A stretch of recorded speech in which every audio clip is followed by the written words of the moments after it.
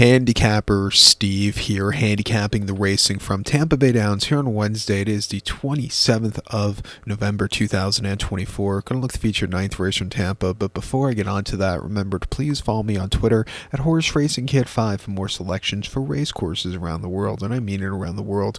Let's look at the ninth from Tampa, which is allowance optional claimer, purse $54,000.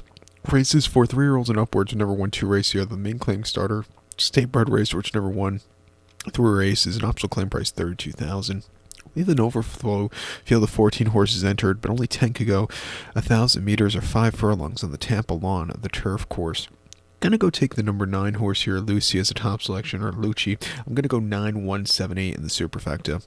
9178 super, top selection, 9 horse Lucci. This 5-year-old gun by Not This Time.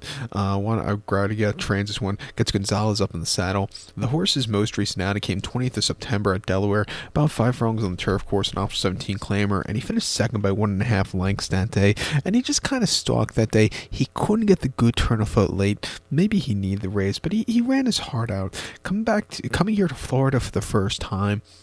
5 furlongs on this turf course, has run good race in the past and has a good running style for this turf course, come from mid-pack. I think this horse could find a trip to win. He ran 2 back with a wide trip at Colonial, 5.5 and option 25 on the outer turf course, finished 7th by 4.25 lengths that day.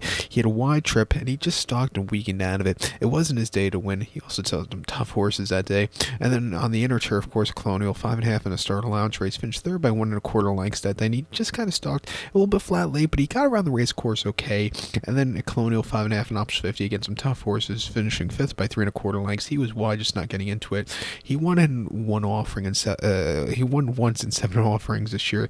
That came on the 30th of June at Laurel, 5.5 and an option 20 claimer, winning by a nose from a tracking trip. He really dueled to the wire. That was a very good run. If you look at his races last year in the Mid-Atlantic region, he wasn't running bad at all. He was close but no cigar. You know, he had, out of 9 starts, he had 2 victors, but 4 places and a third, so not bad at all. Only fishing twice out of the money. Coming here at 8-1, I think he can find a trip to win. I think the 1 horse Cotton for Daniel Centeno can win also. He was a winner of his most recent race at Woodbine over the 5 on the inner and option 50 claimer, winning by a half length from a tracking trip flying on the front end. This horse ran terrifically. If you look at some of the races where he's run the shorter trips, that's where he shows up a lot. He gets a very good inside poster.